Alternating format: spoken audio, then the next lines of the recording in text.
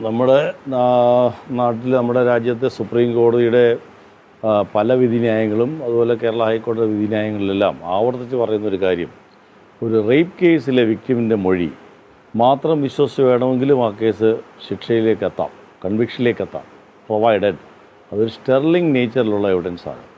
Sterling nature എന്ന് പറയുന്നതിൻ്റെ അർത്ഥം തന്നെ should be capable to inspire 10% confidence in the mind of the court എന്നുള്ളതാണ്.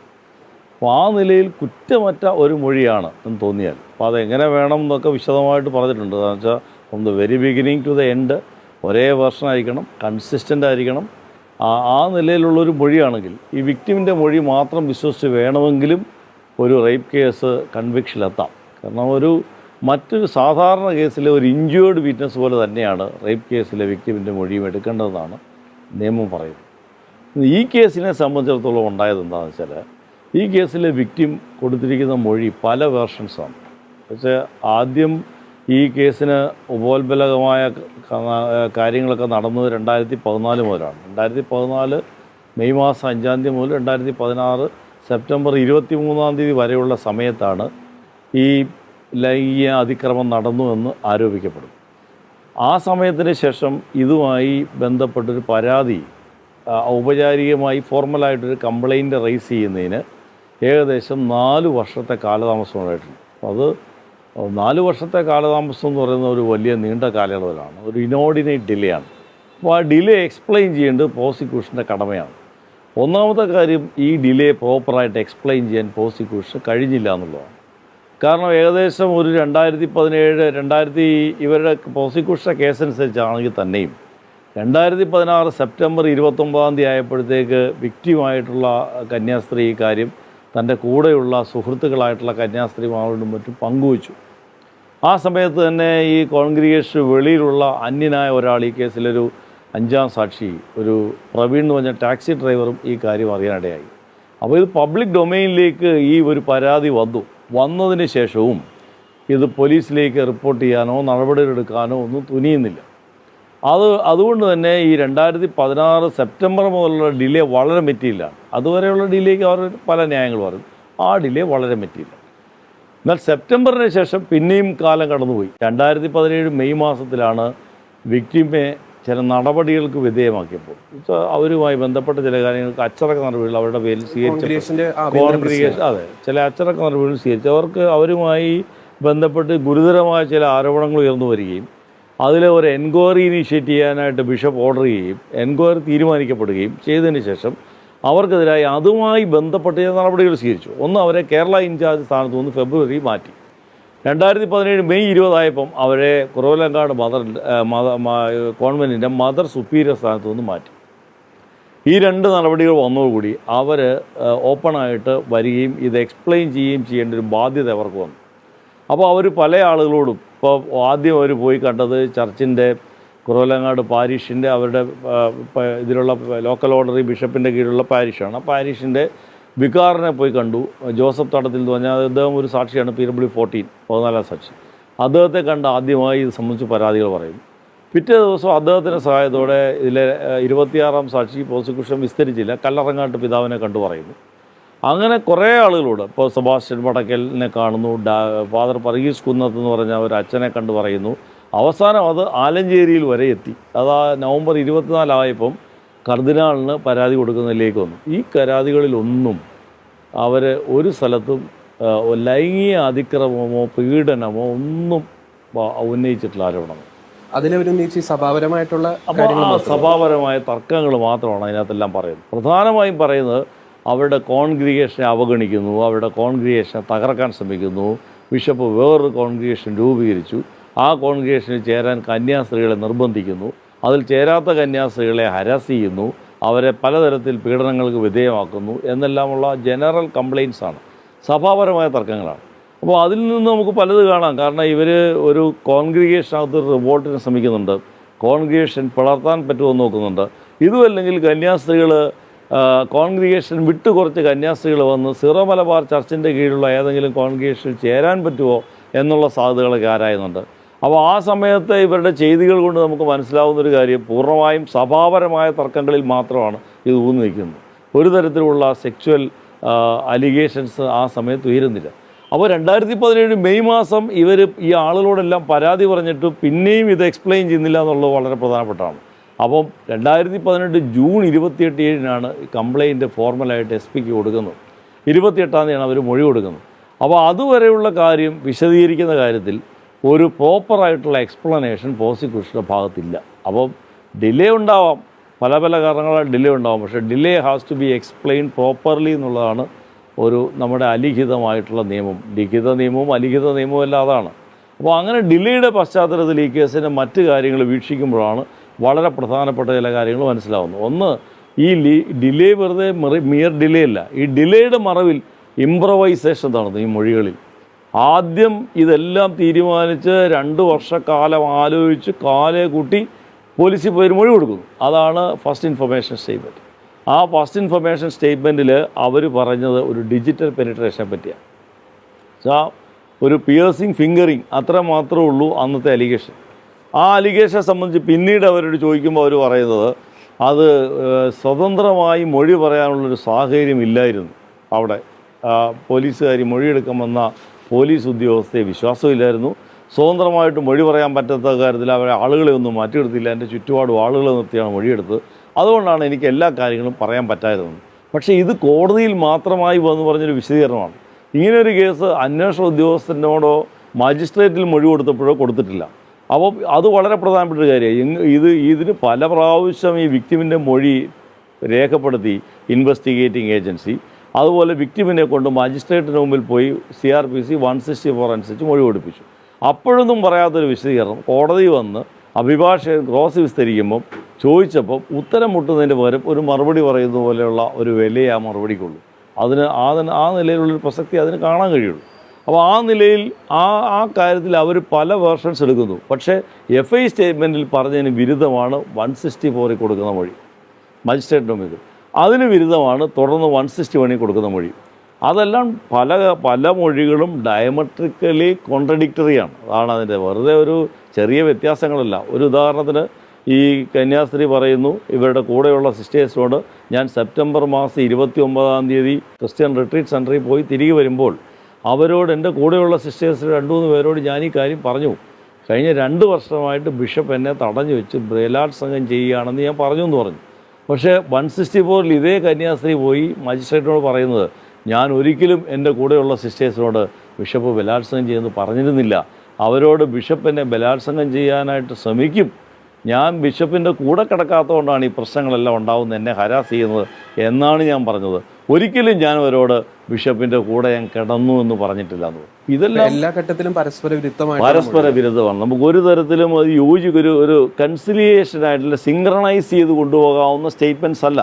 ഈ സ്റ്റേറ്റ്മെൻറ്റ്സ് എല്ലാം മോരും മുതിരയും പോലെ കിടക്കുന്ന സ്റ്റേറ്റ്മെൻറ്റ്സാണ്. അത് ഒരു തരത്തിലും ഇതെല്ലാം കൂടെ യോജിപ്പിക്കാൻ പറ്റുന്നില്ല. അത്തരം കോൺട്രഡിക്ടറി ആയിട്ടുള്ള വേർഷനാണ് 164. അതിലും കോൺട്രഡിക്ടറിയാണ് തുടർന്ന് വന്ന 161 സ്റ്റേറ്റ്മെൻറ്റ്. അപ്പോൾ ഇത്തരം പല വേർഷൻസ് ആയതുകൊണ്ടും പിന്നെ ഇതിനിടയ്ക്ക് കന്യാസ്ത്രീ പറയുന്ന കുറേ കാര്യങ്ങൾക്ക് സാധൂകരിക്കാൻ ആവശ്യമായ തെളിവുകളില്ല. അതിനവർ പറയുന്ന ഒരു കാര്യം, അവർ ഈ കാലയളവിലെല്ലാം പിടിച്ചു നിന്നത് പല ആരാധനാലയങ്ങളിൽ പോയി നടത്തിയിട്ടുള്ള കൺഫെഷനുകൾ, റിട്രീറ്റുകളിൽ പങ്കെടുത്ത് ഒക്കെ മനോധൈര്യം പ്രാപിക്കുകയും മനസ്സിനെ ശക്തിപ്പെടുത്തുകയും ചെയ്താണ് ഞാൻ ഈ ടോർച്ചറിങ്ങിനെ അതിജീവിച്ചതെന്നാണ് അവർ പറയുന്നത്.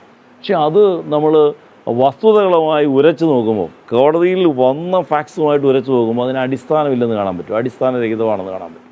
കാരണം 2014 തന്നെ ഇവർ വളരെ പ്രസിദ്ധമായ വയനാട്ടിലെ മഖ്യാവ് എന്ന് പറയുന്ന ഒരു റിട്രീറ്റ് സെൻറ്ററിൽ പോയി ധ്യാനം നടത്തിയിട്ടുണ്ട്. അവിടെ ഇത് പറഞ്ഞില്ല, അവിടെ യാതൊരു പരാതിയും അവർ ഉന്നയിച്ചെന്ന് അവർക്ക് തന്നെ കേസില്ല. അപ്പോൾ അത് നമ്മൾ വീക്ഷിക്കുമ്പോൾ വേറൊരു കാര്യം പ്രത്യേകിച്ച് ഓർക്കണം. കന്യാസ്ത്രീകളെ സംബന്ധിച്ചിടത്തോളം അവരുടെ കോൺഗ്രിഗേഷൻ നിയമം അനുസരിച്ച് എവരി ഫോർട്ട് നൈറ്റിൽ കൺഫെഷൻ നിർബന്ധമാണ്. ഓരോ 15 ദിവസവും അവർ കൺഫെഷൻ നടത്തിയിരിക്കണം. ഓരോ വർഷത്തിലും 5 ദിവസം മസ്റ്റായിട്ട് റിട്രീറ്റ്മെൻറ്റിന് പോയിരിക്കണം, ഒരു റിട്രീറ്റിന് പോയി പങ്കെടുത്തിരിക്കണം. അപ്പോൾ ഇതുകൊണ്ട് ഇവർ എവിടെയെങ്കിലും 15 ദിവസത്തിൽ ഒരിക്കൽ പോയി ഒരു കൺഫെഷൻ നടത്തി എന്ന് പറയുന്നതുകൊണ്ട് ഇവർ അവിടെ ഇതെല്ലാം പറഞ്ഞു എന്ന് മനസ്സിലാവുന്നില്ല. പിന്നെ 2015 ഈ കേസിൽ ഏറ്റവും കൂടുതൽ അവരെ ബലാത്സംഗം നടന്ന ഒരു കാലയളവെന്ന് പറയുന്നത്. 7 തവണയാണ് 2015 അവരെ ഈ പറഞ്ഞ പോലെ ഭീഷണിപ്പെടുത്തി ബലം പ്രയോഗിച്ച് നിർബന്ധിതമായിട്ടുള്ള ബലാത്സംഗത്തിന് ഇരയാക്കിയത്. പക്ഷേ ആ 2015 അവർക്ക് തന്നെ കേസില്ല. ഏതെങ്കിലും സ്ഥലത്ത് പോയി കൺഫസ് ചെയ്യുന്നോ ഏതെങ്കിലും റിട്രീറ്റിൽ പങ്കെടുത്തുന്നോ കേസില്ല. അപ്പോൾ ആ ഒരു വർഷം ഒരു ട്രീറ്റിലും അവർ പങ്കെടുത്തിട്ടില്ല എന്നുള്ള അവർ ഭംഗ്യം തന്നെയാണ് അത് അഡ്മിറ്റ് ചെയ്യുകയാണ്. കാരണം കോൺവെൻറ്റിൽ ക്രോണിക്കിളുണ്ട്, അവർ പോയിട്ടുണ്ട് എങ്കിൽ അവരുടെ മൂവ്മെൻറ്റ്സ് എല്ലാം ക്രോണിക്കിളിൽ കാണുന്നതാണ്. Chronicle is considered to be a movement register. അപ്പോൾ ഒരു മൂവ്മെൻറ്റും കാണാനില്ല, ഒരു കൺഫഷൻ പോയിട്ടില്ല, ഒരു റിട്രീറ്റും പോയിട്ടില്ല. പിന്നെ 2016 അവർ വേറെ റിട്രീറ്റിന് പോയെന്ന് പറയുന്നത് തൂവാനിസ എന്ന് പറയുന്ന സ്ഥലത്ത് കോതനെല്ലൂരുള്ള ഒരു ക്രിസ്ത്യൻ റിട്രീറ്റ് പോയി. പക്ഷേ അവിടുത്തെ രസം എന്താണെന്ന് വെച്ചാൽ അവിടെ ഈ റിട്രീറ്റ് എന്ന് പറയുന്നത് 5 ദിവസം, 20 മുതൽ 24 വരെ. അവർ പക്ഷേ 23 കോൺവെൻറ്റിൽ തിരിച്ചു വന്നു. അവർ ആ റിട്രീറ്റിൽ പൂർണ്ണമായി പങ്കെടുത്തില്ല എന്നുള്ളത് നമുക്ക് കാണാൻ കഴിയും. പിന്നെ ഒരു പ്രധാനപ്പെട്ട കാര്യം, ഈ കേസിലെ അന്വേഷണ ഉദ്യോഗസ്ഥരോട് ചോദിച്ചപ്പോൾ അവർ തന്നെ പറയുന്നൊരു കാര്യം, ഈ കന്യാസ്ത്രീ ഏതെങ്കിലും സ്ഥലത്ത് കുമ്പസാരിച്ചതായി, യഥാർത്ഥത്തിൽ കുമ്പസാരിച്ചതായി അവർക്ക് ആ കുമ്പസാരിപ്പിച്ച അച്ഛനെ അവർ കണ്ടെത്താൻ കഴിഞ്ഞില്ല. പക്ഷേ കുമ്പസാര രഹസ്യം നമുക്ക് പുറത്ത് പറയാൻ പറ്റാത്തതാവാം ഒരു പുരോഹിതനെ സംബന്ധിച്ചുള്ളൂ. പക്ഷേ ഞാനൊരാളെ കുമ്പസാരിപ്പിച്ചു എന്ന് പറയുന്നതിന് കുഴപ്പമൊന്നുമില്ല, അത് നമുക്ക് കണ്ടുപിടിക്കാം. ഇന്നയാളെ കൺഫസ് ചെയ്യിച്ചു, കൺഫസർ ഇന്നയാളാണ് എന്ന് കണ്ടുപിടിക്കാൻ പാടില്ല. പക്ഷേ കുമ്പസാര രഹസ്യം വെളിപ്പെടുത്തണ്ട. പക്ഷേ അന്വേഷണ ഉദ്യോഗസ്ഥനെ ഈ കന്യാസ്ത്രീ ഏതെങ്കിലും സ്ഥലത്ത്, ആരുടെയെങ്കിലും സ്ഥലത്ത് കുമ്പസാരിച്ചു എന്ന് തെളിയിക്കാൻ പറ്റുന്നില്ല, ഇവർ പറയുന്നതല്ലാതെ. അതേസമയം തൂവാനിസയിൽ ഇവരുടെ മുറിയിൽ തന്നെ ഒരു റൂംമേറ്റ് ആയിരുന്ന നവ്യ എന്ന് പറയുന്ന ഒരു കന്യാസ്ത്രീയുണ്ട്, CW29 എന്ന് പറഞ്ഞ സാക്ഷിയ. അവരെ പ്രോസിക്യൂഷൻ വിസ്തരിച്ചില്ല ഈ കേസിൽ. അവരെ കുമ്പസാരിപ്പിച്ച അച്ഛനെ പ്രോസിക്യൂഷൻ കണ്ടുപിടിച്ചു, ആ അച്ഛനെ ചോദ്യം ചെയ്തു. അതേസമയം അതേ മുറിയിൽ അവരുടെ റൂംമേറ്റ് ആയി കഴിഞ്ഞാൽ ഈ കന്യാസ്ത്രീ ആരുടെ ഇരിക്കലാണ് പോയി കുമ്പസാരിച്ചത് കണ്ടുപിടിക്കാൻ പറ്റുന്നില്ല. അപ്പോൾ ഇങ്ങനെ അവർ ഈ കുമ്പസാരങ്ങളിലൂടെയും റിട്രീറ്റ് സെൻറ്ററിലെ ധ്യാനങ്ങളിലൂടെയും ഞാൻ ആത്മീയമായി ബലം പ്രാപിച്ചു എന്ന് ഒരു വശത്ത് പറയുമ്പോൾ തന്നെ മറുവശത്ത് ഫാക്ട്സ് കാണിക്കുന്നത് അതൊന്നും ശരിയല്ല എന്നുള്ളതാണ്. അതുപോലെ തന്നെ അതൊരു വശം. പിന്നെ അതുപോലെ തന്നെ ഇവർ ഈ പറയുന്ന പല വേർഷൻസ് പറയുന്നു, അതിന് എക്സ്പ്ലനേഷൻസ് ഇല്ല, അതിൻ്റെ കോൺട്രഡിക്ടറി ആയിട്ടുള്ള അവസ്ഥകൾ.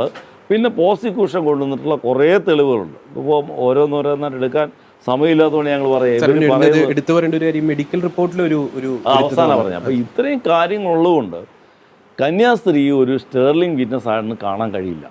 പൂർണ്ണമായും അവരുടെ മൊഴിയെ മാത്രം ആശ്രയിച്ച് ഈ കേസ് കൺവിക്ട് ചെയ്യാൻ പറ്റുന്നൊരു കേസാണെന്ന് കാണാൻ കഴിയാത്തതുകൊണ്ട് പിന്നെ കോടതിയുടെ മുമ്പിലുള്ള മാർഗം സ്വാഭാവികമായും എന്തൊക്കെയാണ് ഇവരുടെ മൊഴിയെ സാധൂകരിക്കത്തക്ക തെളിവുകൾ എന്ന് അന്വേഷിക്കലാണ്. ആ സാധൂകരിക്കത്തക്ക മൊഴികൾ അന്വേഷിക്കുമ്പോൾ അതിൽ വരുന്ന ഒരു തെളിവാണ് ഇപ്പം താങ്കൾ സൂചിപ്പിച്ച ഈ പറഞ്ഞ മെഡിക്കൽ എവിഡൻസ് എന്ന് പറയുന്നത്. മെഡിക്കൽ എവിഡൻസിൻ്റെ കാര്യത്തിൽ പോലും അത് ഒരു അൺബ്ലെമിഷ്ഡ് ആയിട്ടുള്ള എവിഡൻസ് ആണെന്ന് പറയാൻ കഴിയാത്ത രൂപത്തിലാണ് കോടതിയിൽ അത് പ്രസൻറ്റ് ചെയ്യപ്പെട്ടിരിക്കുന്നത്. കാരണം കന്യാസ്ത്രീ ആദ്യം FI സ്റ്റേറ്റ്മെൻറ്റിൽ എടുക്കുന്ന ഒരു വെർഷൻ എന്ന് പറയുന്നത് ഡിജിറ്റൽ പെനിട്രേഷൻ ഉള്ളൂ, അല്ലാതെ വേറെ ഒരു തരത്തിലുള്ള സെക്ച്വൽ അസാൾട്ടും ഇല്ല, അല്ലെങ്കിൽ പെനിട്രേറ്റീവ് ആയിട്ടുള്ള സെക്ച്വൽ അസാൾട്ട് ഉണ്ടായിട്ടില്ല എന്ന് ഖണ്ഡിതമായൊരു നിലപാട് FI സ്റ്റേറ്റ്മെൻറ്റിൽ എടുത്തു. അതിനനുസൃതമാണ് ഡോക്ടറോട് അവർ പറഞ്ഞിരിക്കുന്ന മൊഴി. പക്ഷേ ഡോക്ടറോട് പറഞ്ഞ അത്തരം മൊഴിയിൽ അവർ ഒരു തിരുത്തൽ വരുത്തി കോടതിയിൽ ഹാജരാക്കിയ സർട്ടിഫിക്കറ്റിൽ. ആ തിരുത്തൽ വെച്ച് നമ്മൾ പരിശോധിച്ചാൽ അത് മനസ്സിലാവുന്നത് ഡോക്ടറോട് കന്യാസ്ത്രീ no other kind of penetrative sexual assault എന്ന് പറയുന്നത് തിരുത്തി മാറ്റിയിരിക്കുകയാണ്. അത് സ്കോർ ഓഫ് ചെയ്തിരിക്കുകയാണ്, വായിക്കാൻ കഴിയാത്ത പോലെ വെട്ടി മാറ്റിയിരിക്കുകയാണ്. അപ്പോൾ ഇതിൽ സംശയം തോന്നിയിട്ടാണ് പ്രതിഭാഗം കോടതിയിൽ കേസിൻ്റെ വിചാരണ നടക്കുന്ന സമയത്ത് തന്നെ, അതായത് ഈ ഡോക്ടറെ വിസ്തരിച്ച് കഴിഞ്ഞ ഉടൻ തന്നെ ഞങ്ങളൊരു അപേക്ഷ കൊടുത്തു.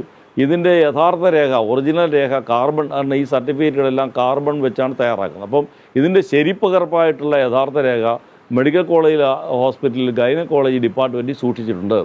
ആ റെക്കോർഡ് കോടതി ഇപ്പോൾ തന്നെ വിളിച്ചു വരുത്തി ഈ കോടതി സൂക്ഷിക്കണം, അല്ലെങ്കിൽ അത് തിരുത്താൻ സാധ്യതയുണ്ട്, തിരുത്തിയിട്ടില്ലെങ്കിൽ തിരുത്താൻ സാധ്യതയുണ്ടെന്ന് ഞങ്ങൾ ആക്ഷേപം ഉന്നയിച്ചു. ഞങ്ങളൊരു പെറ്റീഷൻ ഫയൽ ചെയ്തു, കോടതി അത് അനുവദിച്ചു. ആ രേഖ കോടതി വിളിച്ചു വരുത്തി. ആ രേഖ കോടതി വിളിച്ചു വരുത്തി നോക്കുമ്പോഴാണ് നമ്മൾ കാണുന്നത് ആ രേഖയിൽ, ആ കാർബൺ കോപ്പിയിൽ ഒരു തിരുത്തലുമില്ല. അപ്പോൾ ഒരു കാർബൺ വെച്ചൊരു റെക്കോർഡ് ക്രിയേറ്റ് ചെയ്യുന്ന സമയം തിരുത്തൽ വരുത്തി ആ കാർബണിലും ആ തിരുത്ത് റിഫ്ലക്റ്റ് ചെയ്യണം. അപ്പോൾ ഇതിനർത്ഥം കാർബൺ വെച്ച് തയ്യാറാക്കിയ രേഖ അവിടുന്ന് മാറ്റിയ ശേഷമാണ് പിന്നെ ഈ തിരുത്തൽ വരുത്തിയെന്ന്. സ്വാഭാവികമായും അത് അന്വേഷണ ഉദ്യോഗസ്ഥനാകാനേ പറ്റൂ. കാരണം അന്വേഷണ ഉദ്യോഗസ്ഥൻ്റെ കയ്യിൽ കിട്ടിയ ഈ രേഖ 29 തീയതി അല്ലെങ്കിൽ 30 തീയതി കിട്ടിയ രേഖ അന്വേഷണ ഉദ്യോഗസ്ഥൻ കോടതി കൊടുക്കുന്നത് അടുത്ത മാസം ഒരു ഘട്ടം കഴിയുമ്പോഴാണ്, ഒരു 8-ാം മാസം 8-ാം തീയതി കഴിയുമ്പോഴാണ് കൊടുക്കുന്നത്. അപ്പോൾ അത്രയും ദിവസം ഇതെന്തിനാ വെച്ചുകൊണ്ടിരിക്കുന്നത്? കാരണം ഒരു മെഡിക്കൽ റെക്കോർഡ് അത്രയും ദിവസം വെച്ചുകൊണ്ടിരിക്കേണ്ട കാര്യമില്ല. അപ്പോൾ അത് പ്രോംപ്റ്റായിട്ട് ഇത് കോടതി കൊടുക്കാത്തത് തന്നെ സസ്പീഷ്യസ് ആണ്. അപ്പോൾ അതുകൊണ്ട് തന്നെ മെഡിക്കൽ എവിഡൻസിൻ്റെ ഒരു പൂർണ്ണമായ കൊറോബറേഷൻ ഈ കേസിൽ കോടതിയിൽ പ്രോസിക്യൂഷൻ അവകാശപ്പെടാൻ കഴിയാതെ പോയി. പിന്നെയുള്ള പല ആളുകളോട് പറഞ്ഞു എന്നുള്ള, ഞാൻ നേരത്തെ പറഞ്ഞല്ലോ, പറഞ്ഞു എന്നുള്ളതിനെ സംബന്ധിച്ചിടത്തോളം കൂടെയുള്ള കന്യാസ്ത്രീകളോടാണ് ആദ്യം പറയുന്നത്. ആ കൂടെയുള്ള കന്യാസ്ത്രീകളോട് പറഞ്ഞു എന്നുള്ളത് ഈ വിക്ടിമിൻ്റെ 164 സ്റ്റേറ്റ്മെൻറ്റിൽ തന്നെ പറയുന്നത് എനിക്ക് അവരോടൊന്നും പറയാൻ കഴിഞ്ഞില്ല, ഞാൻ അവരോട് കൂടെ കിടന്നു പറഞ്ഞിട്ടില്ലെന്നാണ്. പിന്നെ ഒരു മീഡിയ പ്രവർത്തകനെ വിസ്തരിച്ചു DW5 ആയിട്ട്. അദ്ദേഹത്തിനൊരു ഇൻ്റർവ്യൂ ഈ അനുപമ കൊടുത്തിട്ടുണ്ട്. ആ ഇൻ്റർവ്യൂവിൽ അനുപമ അസന്നിഗ്ധമായിട്ട് പറഞ്ഞു, ഈ കേസ് ഉണ്ടാവുന്നവരെയും ഞങ്ങളോടൊക്കെ പറഞ്ഞുകൊണ്ടിരുന്നത് ഇത് കൂടെ കിടക്കാത്തതുകൊണ്ടാണ് ബിഷപ്പ് ഇങ്ങനെയൊക്കെ ചെയ്യുന്നത്, കൂടെ കിടക്കാൻ വേണ്ടിയാണ് ഇങ്ങനെയൊക്കെ ചെയ്യുന്നത്, കൂടെ കിടന്നിട്ടില്ല, കൂടെ കിടന്നു എന്ന് ഞങ്ങൾ അറിയുന്നത് കേസ് വന്നതിന് ശേഷമാണെന്ന് പറഞ്ഞു. അപ്പോൾ ആ സാഹചര്യങ്ങൾ കൊണ്ട് ഈ ആരോടൊക്കെയാണ് ഇവരിത് പറഞ്ഞിരുന്നത് എന്ന് പറയുന്നത് അവരോട് പറഞ്ഞിട്ടില്ല എന്ന് കോടതിയിൽ അസന്നിഗ്ധമായി തെളിയുന്ന ഒരു സാഹചര്യം ഉണ്ടായി. പിന്നെ ഉള്ളൊരു കാര്യം, PW2 ഒരു ലിസി വടക്കേൽ എന്ന് പറഞ്ഞ ഇവരുടെ സ്പിരിച്വൽ മദർ എന്ന് പറയുന്ന ഒരു FCC മൂവാറ്റുപുഴ FCC കോൺവെൻറ്റിലെ വിശ്വജ്യോതി എന്ന് പറഞ്ഞ കോൺവെൻറ്റിലെ ഒരു സിസ്റ്റർ, അവരോടാണ് 2014 കാലത്ത് ഞാൻ ഇവരാദ്യമായി ഇത് പറഞ്ഞെന്ന് പറഞ്ഞു. അപ്പോൾ അതിനകത്തൊരു വളരെ ഇമ്പോർട്ടൻ്റ് ആയിട്ടുള്ള കാര്യം, ഈ റേപ്പ് നടക്കുന്ന കാലത്ത് തന്നെ ഇത് വെളിപ്പെടുത്തിയ ഒരാളാണ്, ഒരു സ്പിരിച്വൽ മദർ എന്ന് പറഞ്ഞ ഒരു സ്ത്രീയാണ്. അങ്ങനെയാണെങ്കിൽ തുടർന്നും അവരതിനെപ്പറ്റി ചോദിക്കുകയും അതിനെപ്പറ്റി അന്വേഷിക്കുകയും ചെയ്യും. ഒന്നാം അങ്ങനെ ഒരു കേസില്ല. ഒരിക്കലും ഇത് പറഞ്ഞതിന് ശേഷം പിന്നെ അവരതിനെപ്പറ്റി ഇവർ തമ്മിൽ സംസാരിച്ചെന്നേ കേസില്ല. ഇവർ തമ്മിൽ പിന്നെയും മീറ്റ് ചെയ്യുന്നുണ്ട് പല കാര്യങ്ങൾക്ക്. അപ്പോൾ സ്വാഭാവികമായും ചോദിക്കുകയില്ലേ, അങ്ങനെ ചോദിച്ചെന്ന് പോലും കേസില്ല. രണ്ടാമത് അവരുടെ മൊഴി നമ്മൾ ബിലീവ് ചെയ്യാൻ പറ്റാത്തൊരു കാര്യം, അവരൊരു ലേറ്റസ്റ്റ് സ്റ്റേജിൽ ഇൻട്രൊഡ്യൂസ് ചെയ്യപ്പെട്ട ഒരു വിറ്റ്നസ്സാണ് ഈ കേസിൽ. കാരണം ഇങ്ങനെ ഒരു കാര്യം അവരോട് മാത്രമാണ് ഈ കന്യാസ്ത്രീ പറയുന്നതനുസരിച്ച് ഈ during the course of this commission of this offence ഈ കന്യാസ്ത്രീ ഒരൊറ്റയാളോടാണ് ഇത് പറഞ്ഞത്, PW2 മാത്രം. അങ്ങനെ ആയിരുന്നെങ്കിൽ അത് ശരിയാണെങ്കിൽ she would have naturally diverged it to police and magistrate when her statement was recorded. പക്ഷേ ആ രണ്ട് സ്റ്റേറ്റ്മെൻറ്റിലും ഇല്ല. അതായത് FI സ്റ്റേറ്റ്മെൻറ്റിലില്ല, അതുപോലെ മജിസ്ട്രേറ്റ് റെക്കോർഡ് ചെയ്ത 164 സ്റ്റേറ്റ്മെൻറ്റിലും അതില്ല. കേസിന്റെ ലേറ്റർ സ്റ്റേജിലാണ് ഈ ലേറ്റ്. അതിനല്ല അവരെ അങ്ങനെ നേരത്തെ പറഞ്ഞ ഒരു സാക്ഷിയാണെങ്കിൽ അവരെയല്ലേ പോലീസുകാരൻ ആദ്യം പോയി ചോദിക്കേണ്ടത്. ജൂൺ മാസത്തിൽ രജിസ്റ്റർ ചെയ്ത കേസിൽ 4 മാസം കഴിഞ്ഞ് ഒക്ടോബർ 18 അവരെ കണ്ട് ചോദിക്കുന്നത് അന്വേഷണ ഉദ്യോഗസ്ഥൻ. അപ്പോൾ ആ ഡിലേക്ക് ഒരു എക്സ്പ്ലനേഷൻ ഇല്ല. എന്തുകൊണ്ടാണ് ഒക്ടോബർ മാസം 18 വരെ അവരെ ചോദിക്കാൻ വയ്യത്? കാരണം അവർ ഈ കേസിലെ സ്റ്റാർ വിറ്റ്നസ് അല്ലേ, അവരോടല്ലേ ആദ്യമായി കന്യാസ്ത്രീ പീഡന വിവരം പങ്കുവച്ചത്. അവർ കന്യാസ്ത്രീയുടെ സ്പിരിച്വൽ മദറാണെന്നല്ലേ പറയുന്നത്. അപ്പോൾ സ്വാഭാവികമായും അവരെയല്ലേ ആദ്യം അന്വേഷണ ഉദ്യോഗസ്ഥൻ തേടിപ്പോവുക. ഇത് സത്യമാണെങ്കിൽ അവരെ തേടിപ്പോയിട്ടില്ല എന്ന് വെച്ചാൽ അതിൻ്റെ അർത്ഥം എന്താണ്? ഇങ്ങനെ ഒരു കാര്യം പറഞ്ഞിട്ടില്ല എന്നല്ലേ. അപ്പോൾ ലേറ്റർ ഇൻട്രഡക്ഷൻ അല്ലേ. അപ്പോൾ 30/6 ഈ PW1 അല്ലെങ്കിൽ ഈ കേസിലെ പ്രോസിക്യൂട്രിക്സിൻ്റെ വിക്ടിമിൻ്റെ മൊഴി പോലും സംശയിക്കാവുന്ന ഒരുപാട് സാഹചര്യങ്ങൾ ഈ കോടതിയിലും ഉള്ളതുകൊണ്ട് പിന്നീടുണ്ടാക്കിയ ഒരു ഫാബ്രിക്കേറ്റ് ചെയ്ത മൊഴിയാണത് എന്ന് കാണാവുന്നതുകൊണ്ട്. കാരണം ആ മൊഴിയിലെ പല വെർഷൻസും 164 നിന്ന് ഡയമെട്രിക്കലി ഓപ്പോസിറ്റാണ്. അപ്പോൾ അത് വരുമ്പോൾ വളരെ പ്രധാനമായി ആ മൊഴി പിന്നീടുണ്ടാക്കിയതാണെന്നുള്ള വാദം നിൽക്കുമ്പം ഈ കന്യാസ്ത്രീയെ അന്ന് കണ്ട് PW2 അന്ന് കണ്ട് ചോദിക്കാത്തത് ഈ കേസ് പിന്നെയും ഡൂബിയസ് ആക്കുന്ന സാഹചര്യം വന്നു. അതുപോലെ ചില ലെറ്റേഴ്സൊക്കെ ചില ആളുകൾക്കൊക്കെ എഴുതി അയച്ചു, നൻഷ്യോയ്ക്ക് അയച്ചു, വത്തിക്കാനിലേക്ക് അയച്ചു, ഇങ്ങനെ പല കത്തുകൾ എഴുതി അയച്ചു. അവിടെയെല്ലാം ഇത്തരത്തിലുള്ള അലിഗേഷൻ പറഞ്ഞു. പക്ഷേ ഈ കേസിൽ ഒരാൾക്ക് കർദിനാളിന് കൊടുത്ത കത്താണ് ആകെ പ്രൂവ് ചെയ്യപ്പെട്ടൊരു കത്ത്, Exhibit P8 എന്ന് പറയും. ആ കത്തിൽ കർദിനാൾ കൊടുത്ത കത്ത് കോടതിയിൽ ഹാജരാക്കിയിട്ടുണ്ട്, അതിൻ്റെ ഒറിജിനൽ കോടതി മാർക്ക് ചെയ്തിട്ടുണ്ട്. അതിനകത്ത് ഒരു സെക്സ്വൽ അലിഗേഷനും ഇല്ല, യാതൊരു സെക്സ്വൽ അലിഗേഷനും ഇല്ല. അത് നവംബർ 24 അപ്പോൾ നവംബർ 24 കൊടുത്ത കത്തെന്ന് പറയുന്നത് വളരെ ലേറ്റസ്റ്റ് സ്റ്റേജിലാണ്. ഏതാണ്ട് 6-7 മാസം കഴിഞ്ഞപ്പോൾ ഈ കേസിലെ പോലീസിൽ കംപ്ലയിൻറ്റ് ചെയ്തു. അതുവരെയുള്ള സമയത്ത് അങ്ങനൊരു കഥയില്ല എന്നുള്ളത് വളരെ പ്രധാനമാണ്. പിന്നെ നമ്മൾ പ്രതിഭാഗം ചില റെക്കോർഡ്സൊക്കെ ഹാജരാക്കി. നമ്മൾ D29 എന്ന് പറഞ്ഞൊരു കത്ത്, കാരണം ഒരു കമ്മീഷൻ വന്നപ്പോൾ ഇവർ അതുവരെയുള്ള പരാതികളെല്ലാം കൂടെ ചേർത്ത് ഇവരൊരു പെറ്റീഷൻ കൊടുത്തു കമ്മീഷന്. ആ പെറ്റീഷൻ എന്ന് പറയുന്നത് 19/1 കമ്മീഷൻ കൊടുത്തിരിക്കുന്നത്. 19/1 കമ്മീഷൻ കൊടുത്ത പരാതിയിൽ ഇവരാകെ പറഞ്ഞിരിക്കുക, അതിനകത്ത് ബിഷപ്പിനെ പറ്റി പരാമർശം. അതിനകത്ത് പറഞ്ഞിരിക്കുക bishop Franco wishes to uses sexually if he gets a chance എന്ന് വെച്ചാൽ ഒരാളെയല്ല ഞങ്ങളെല്ലാം ലൈംഗികമായി ഉപയോഗിക്കാൻ ആഗ്രഹിക്കുന്നയാളാണ്, പ്രൊവൈഡർ അദ്ദേഹത്തിനൊരു ചാൻസ് കിട്ടി. അപ്പോൾ അത്രേ ഉള്ളൂ. ചാൻസ് കിട്ടിയാൽ ഉപയോഗിക്കാൻ ആഗ്രഹിക്കുന്ന ആളെന്നുള്ള വേർഷനുള്ളതുവരെ. അത് കഴിഞ്ഞ് 9 ദിവസം കഴിഞ്ഞപ്പോഴാണ് ഈ നൻഷ്യോയ്ക്ക് അയച്ച കത്ത്, അതിൽ എന്നെ ബ്രൂട്ടലായിട്ട് റേപ്പ് ചെയ്യുന്ന പറഞ്ഞ് കത്തയച്ചെന്ന് പറയുക. അപ്പോൾ ഈ 9 ദിവസം മുമ്പ് ഇല്ലാത്തൊരു കേസ് എങ്ങനെയാണ് 9 ദിവസം കഴിഞ്ഞ് വരിക? രണ്ടാം കത്ത് കൊടുത്തു വിട്ടത് കുര്യൻ വല്യകണ്ഠത്തിൽ എന്ന് പറയുന്ന ഭഗൽപൂർ ബീഹാറിലെ ബിഷപ്പിൻ്റെ കയ്യിലാണെന്നാണ് പറയുന്നത്. പക്ഷേ അദ്ദേഹം ആ കത്ത് വായിച്ചിട്ടില്ല. അദ്ദേഹത്തോട് ലൈംഗികമായി അതിക്രമം നടത്തിയല്ലേ, പീഡിപ്പിച്ചു അല്ലെ, റേപ്പ് ചെയ്തു എന്ന് പറയാത്തിടത്തോളം കാലം അദ്ദേഹത്തിൻ്റെ കൈവശം കൊടുത്തുവിട്ട കത്തിൽ ആ വിവരം ഉണ്ടെന്ന് എങ്ങനെ പറയാൻ പറ്റും? അദ്ദേഹം ആ കത്ത് വായിച്ചിട്ടുമില്ല. അപ്പോൾ അത്തരം തെളിവുകളൊന്നും വിശ്വസനീയമല്ലെന്നും ഉപോത്ബലകമോ സാധൂകരിക്കാവുന്നതോ ആയ തെളിവുകളായിട്ട് എടുക്കാൻ കഴിയില്ലെന്നും കോടതി കണ്ടു.